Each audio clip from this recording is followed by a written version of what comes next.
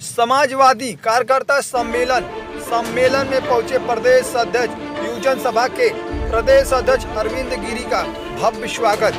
मऊ में कार्यकर्ताओं ने किया अरविंद गिरी का भव्य स्वागत।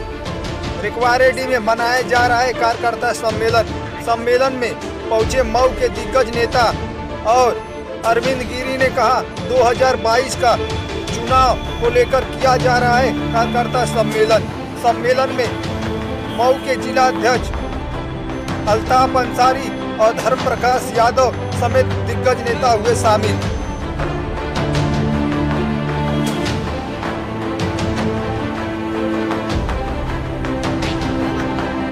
आज ये कार्यक्रम राष्ट्रीय अध्यक्ष जी के आह्वान पर बूथ स्तर पर लोगों के बीच जाकर पार्टी का संदेश देना है और संदेश के साथ साथ 2022 में जो ये आताताई सरकार है उसको हटाने के लिए एकजुट होकर काम करना है। और उसी क्रम में यह जो बूथ स्तरीय कार्यक्रम है कार्यकर्ता सम्मेलन है वो जो किया जा रहा है। युवा जिधर चलता है उधर हवा का रुख बदलता है और युवा ही माहौल बनाता है। अगर बीजेपी अगर सरकार बनाई या 2012 में अखिलेश यादव ने सरकार बनाई तो युवा जोश ही था और युवा जोश के साथ हम फिर 2022 में सरकार बनाएंगे। यह राष्ट्रीय अध्यक्ष जी के आह्वान पर हम एक कार्यक्रम करा रहे हैं।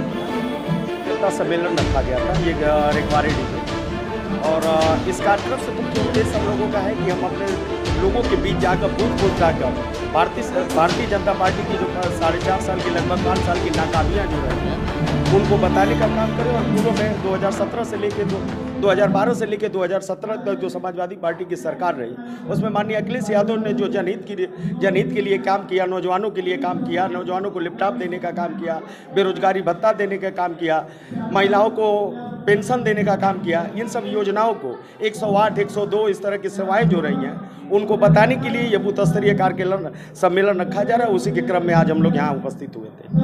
आज मऊ जनपद में इस रिकवारेडी में एक कार्यकर्ता सम्मेलन का आयोजन हुआ।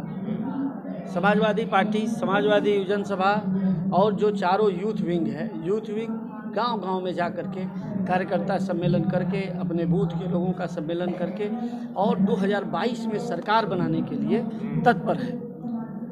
जो हम लोग घूम रहे हैं, कहीं ठेले वाले, कहीं खोमचे वाले, कहीं भी बैठ रहे हैं, तो जनाक्रोश भारतीय जनता पार्टी की सरकार के खिलाफ है। लोगों का कहना है कि कोरोना काल में माँ के गोद में बेटा मर गया, बेटा के गोद में माँ मर गई, बहन के गोद में भाई मर गया, भाई के गोद में बहन मर गई और रिश्तेदार भी मर गए तमाम। लेकिन कोई ऑक्सीजन के अभाव में कोई पूछने वाला नहीं था, बेड और बिस्तर के अभाव में मर गए। और ऐसी परिस्थितियों में जब देश के स्वास्थ्य मंत्री आते हैं तो उन्होंने पार्लियामेंट में वो बोलते हैं कि कोई ऑक्सीजन के अभाव में नहीं मरा।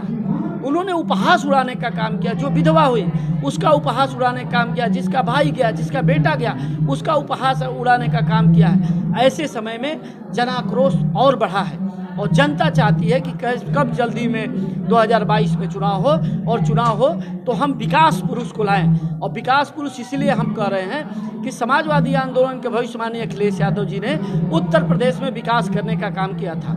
उन्होंने 108, 102 एम्बुलेंस से लेकर के, उन्होंने कन्या विद्याधन से लेकर के लैपटॉप जैसी महत्वाकांक्षी योजनाओं को ला करके, समाजवादी पेंशन ला करके, एक्सप्रेसवे जो आज देख रहे हैं जो बनने के कगार पे है, इसकी नींव समाजवादी आंदोलन के भविष्य माननीय अखिलेश यादव जी ने रखा था।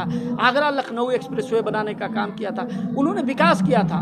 और उनका एक ही नारा है, जैसे जो शहीद आजम भगत सिंह जी ने एक बात कहा था कि जाति धर्म के झगड़े छोड़ो, सही लड़ाई से नाता जुड़ो। और सही लड़ाई की अगर बात होगी, उत्तर प्रदेश में अगर जाति धर्म के झगड़े नहीं होंगे और सही लड़ाई की बात होगी तो उसमें नाम आएगा विकास की लड़ाई। और विकास की जब बात होगी तो उत्तर प्रदेश में केवल एक ही नाम आएगा, वो आएगा समाजवादी आंदोलन के भविष्य अखिलेश यादव जी का। अखिलेश यादव जी के जितने भी कार्यकाल रहा है, उन्होंने जो नींव रखा, अब सब पे तो बीजेपी की मुहर लग गई है, तो कैसे? नहीं, मुहर लगाने से नहीं, जनता जान रही है, जनता को पता है कि किसने क्या किया था, क्योंकि जनता देख रही है ना। हम आप झूठ बोल सकते हैं, जनता से कैसे झूठ बोल सकते हैं? जो देखा है, प्रत्यक्षम किम प्रमाण, जो प्रत्यक्ष रहा है उसका क्या प्रमाण देना है?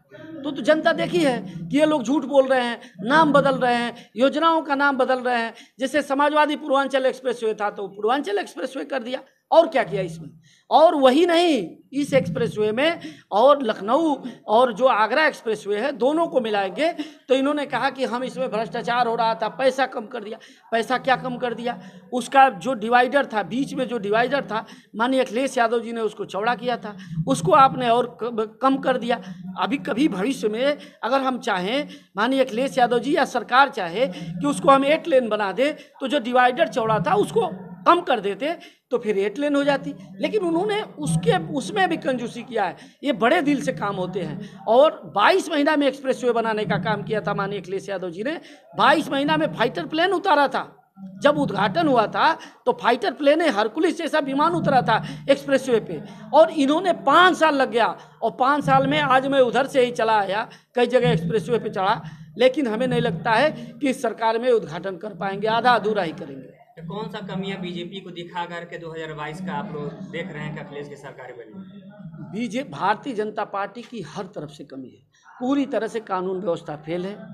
बहनों के ऊपर बलात्कार, अत्याचार, दुराचार हो रहा है, उस पर भी भारतीय जनता पार्टी का आप उठा करके देखिए, कहीं कुलदीप सेंगर को, कहीं स्वामी चिन्मयानंद को। लड़की जेल में चली जाती है, उसके माँ बाप मर जाते हैं, लेकिन भारतीय जनता पार्टी के नेता हैं तो वो जेल नहीं जाएंगे।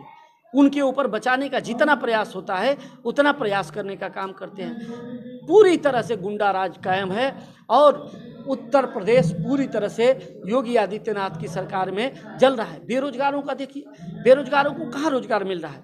जो बेरोजगार, जो युवा बेरोजगार हैं, उनको कोई उत्तर प्रदेश में एक भी भर्ती ऐसी नहीं हुई कि जिसका पर्चा लीक नहीं हुआ। छात्रवृत्ति आती थी, छात्र प्रतिवृत्ति मिलती थी इंजीनियरिंग में, मेडिकल कॉलेज में, और वो IIT में, IIM में, जो मेडिकल में जो लड़के पढ़ाई करते थे, BA BSc की भी पढ़ाई करते थे, तो उनको छात्र प्रतिवृत्ति मिल जाती थी। गरीबों को छात्र प्रतिवृत्ति मिल जाती थी और वो उसी पैसे से उनका फीस का काम चल जाता था। उसको इन्होंने रोकने का काम किया।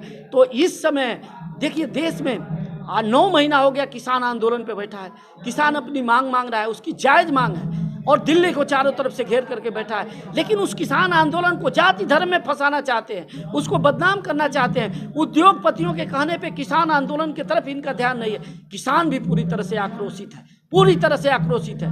नौजवान भी आक्रोशित है, छात्र भी आक्रोशित है, महिलाएं भी आक्रोशित है। ऐसे समय में भारतीय जनता पार्टी की सरकार को ये लोग उखाड़ फेंकने का काम करेंगे। त्रिस्तरीय पंचायत चुनाव में सपा का कहना था कि बीजेपी ने पूरी ताकत लगा करके चुनाव को जीत लिया। 1-2 दिन 3 दिन आप लोगों ने धरना प्रदर्शन किया, प्रेस विज्ञप्ति दिया, उसके बाद सब लोग सपा सरकार शांत बैठ गई, ऐसा क्यों?